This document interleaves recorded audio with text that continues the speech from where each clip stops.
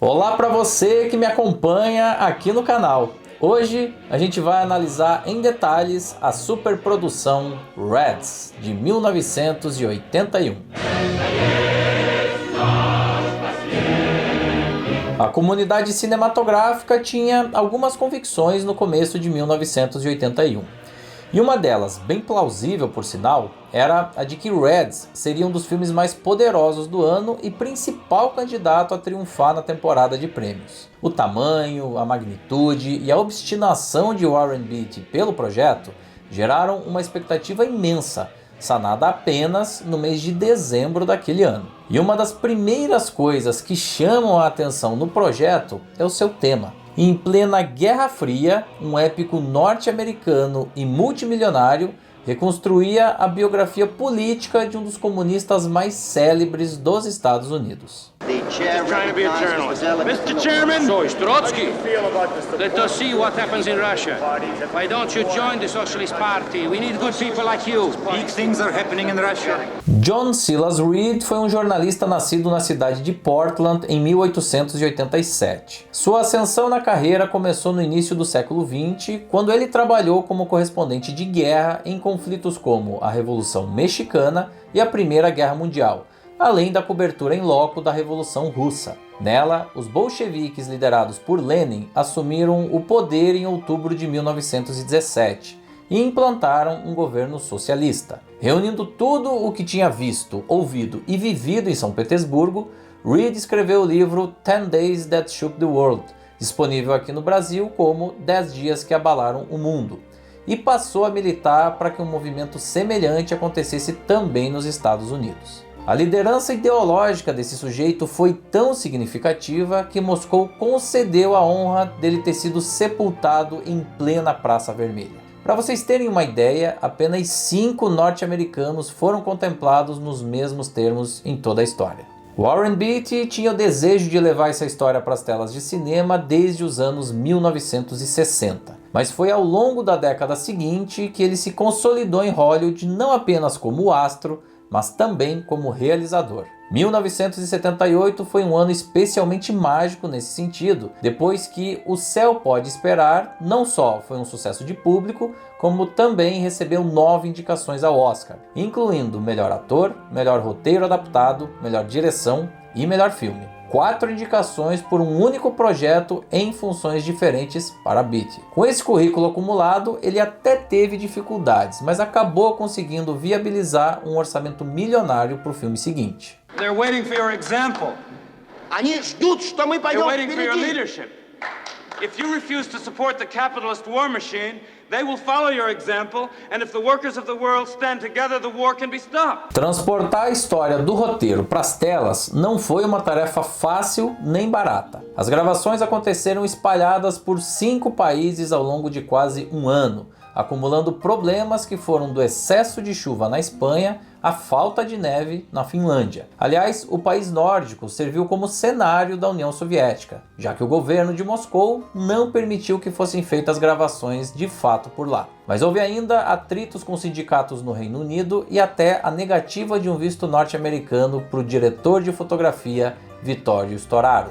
E como se tudo isso já não bastasse, quando finalmente os trabalhos de produção foram encerrados, começava um longo e trabalhoso capítulo novamente. A quantidade de material gravado, que ultrapassava os 760 quilômetros de negativos, fez o processo de pós-produção durar meses, envolvendo dezenas de profissionais em jornadas extenuantes. Tudo isso pelo preciosismo de Warren Beatty, que repetia cada tomada incontáveis vezes, gerando protestos até mesmo do elenco. Reds foi o projeto que redefiniu a carreira de Beatty para sempre. Ao final do processo, ele estava tão exausto pelo estresse, pelo acúmulo de funções e pela responsabilidade sobre os trabalhos, que nem mesmo tinha forças para participar dos eventos de campanha. What is it about directing that has kept you from doing more? Because having to wait Reds, you're Bullworth. You were quite good at this, and yet you don't do it a lot. Well, I have made it a point to indulge in this little thing called life. Sure. Essa declaração que você acabou de assistir foi dada em um evento organizado pelo canal TCM. Ali, o cineasta resumiu bem o impacto de Reds em sua carreira, o que a gente pode confirmar dando uma rápida estudada na filmografia dele. Seu trabalho seguinte viria apenas 6 anos mais tarde, em 1987. Ishtar, no qual ele contracenou com Dustin Hoffman, fracassou de forma colossal e é considerado um dos piores de toda a década. E o retorno às telas como diretor viria apenas em 1990 com Dick Tracy. Esse esgotamento pessoal lá em 1981 também ajuda a explicar o baixo aproveitamento do filme nos prêmios da Academia. Foram 12 indicações ao Oscar, mais do que qualquer outro filme, e apenas 3 estatuetas vencidas. Melhor fotografia, melhor atriz coadjuvante para Maureen Stapleton e melhor direção. Assistindo o filme hoje, eu confesso que tenho sentimentos conflitantes.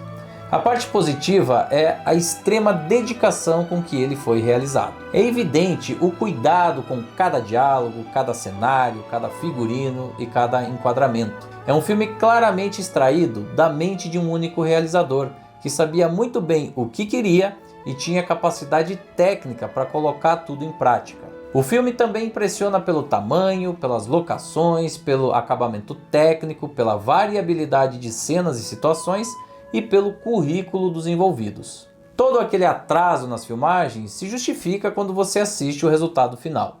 É de fato uma grande produção. Zinoviev, did you do the translations of my speech? I supervised it, yes. I didn't say holy war, I said classical. I took a liberty of altering a phrase or two.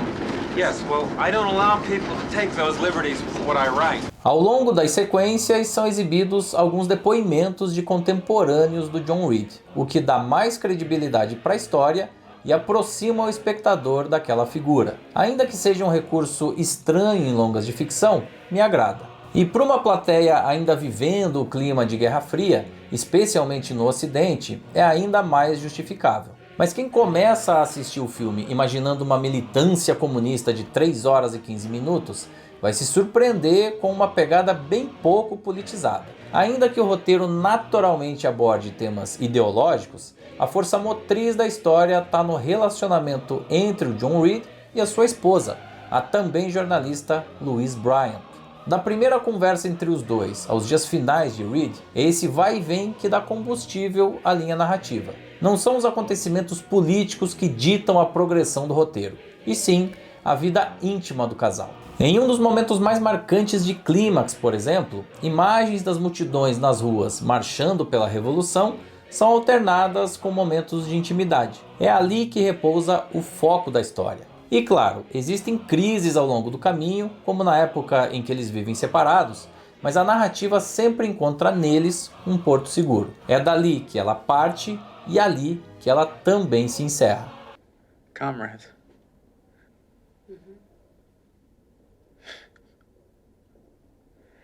Well, I want to go home. O filme também não tem nenhum apreço pelos líderes soviéticos, por mais contraditório que isso pareça. A todo momento, eles são retratados como indivíduos frios, arrogantes, prepotentes e ególatras, ao contrário dos protagonistas. John Reed é um homem inteligente, articulado, idealista e determinado. Mesmo sob forte escrutínio, ele segue com seus objetivos e tem a melhor das intenções, enfrentando o lobby, a burocracia e o compadrio que se impõe. A personagem da Louise também não fica para trás, sendo retratada como uma mulher à frente do seu tempo, consciente, independente e autônoma, inclusive do ponto de vista sexual. Ela bate de frente com o Reed na vida privada, impõe as suas vontades e por um certo período de tempo vive afastada em outras aventuras amorosas. A mais célebre aconteceu com o escritor norte-americano Eugene O'Neill, vencedor de diversos prêmios Pulitzer, além do Prêmio Nobel de Literatura. No final das contas, o filme que retrataria a vida e a obra de alguns dos maiores nomes socialistas dos Estados Unidos acaba fazendo parecer que eles eram, na verdade, muito maiores do que as ideias que defendiam. Uma forma conveniente de não se comprometer muito com essa questão ideológica e reduzir todo o espetáculo a um romance. Parte da minha frustração com o filme vem dessa constatação. The social revolutionaries asked the British ambassador to please not mention their visit because they were already considered too far to the right. And you know, it's the same group of people he couldn't even see a year ago because they were too far to the left. Karsavina is dancing tonight. And oh, Manny Komarov says it's a Charlie Chaplin movie.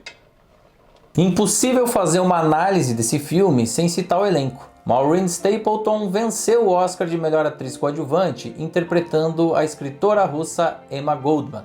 Era a 4ª indicação da carreira dela. Jack Nicholson recebeu uma indicação a melhor ator coadjuvante em um papel relativamente curto, mas marcante. Ele serve como contraponto narrativo ao relacionamento dos protagonistas, e faz isso com a competência e a presença de tela que são a sua marca registrada. Warren Beatty se entrega totalmente ao projeto e isso fica visível na tela, mas a grande interpretação fica por conta de Diane Keaton. A carga emocional da personagem, a responsabilidade histórica, o tempo de exposição na tela e o cuidado interpretativo fazem o filme ganhar muito em qualidade por causa dela. A maior parte das cenas marcantes ou tem ela como foco central ou personagem de apoio, e eu fiquei com a sensação de que ela sempre esteve um degrau acima dos seus companheiros. Claro que o talento da atriz já era conhecido anteriormente e ela tinha inclusive vencido o Oscar de melhor atriz em 1977 pelo filme Noivo Neurótico, Noiva Nervosa. Mas esse projeto foi, sem dúvidas, um dos mais desafiadores da sua carreira. Now, the present president of the United States of America went to this country in 1916 on a no-war ticket. Within 6 months, he'd taken us into the war, and 115,000 young Americans didn't come back. That's how decent, God-fearing Christians behave. Give me atheists anytime. Uma curiosidade, Warren Beatty e Diane Keaton estavam namorando na época do filme, mas o estresse e a intensidade das gravações estremeceu bastante o relacionamento. Anos mais tarde, ela reconheceu o quanto o filme fez bem para a carreira dela, o que é inegável para quem assiste a obra. Reds, enfim, é um filme de grande envergadura e que tem a maioria dos elementos que definem uma grande obra. Se não transcendeu ao patamar das obras imortais, foi por ter simplificado demais a linha narrativa de uma história que certamente não ficou restrita a um relacionamento amoroso. Eu entendo o desafio que seria fazer isso na Hollywood dos anos 1980, mas ainda acho que ele poderia ter entregue um pouquinho mais. Right, Jack. You're not a politician, you're a writer. And your writing has done more for the revolution than 20 years of this infighting could do, and you know it. You're an artist, Jack. E você aí que me assiste, qual é a sua opinião sobre Reds, hein? Você gosta da abordagem e da proposta narrativa? E qual é a sua opinião sobre o elenco? Deixe aqui embaixo o seu comentário, aperte o botãozinho do like, se inscreva no canal e ative as notificações no sininho. Também vai ser muito bom se você puder se tornar um membro desse espaço, para ter acesso a vantagens exclusivas. E a gente segue analisando todos os filmes indicados pela Academia ao Oscar de Melhor Filme em 1981.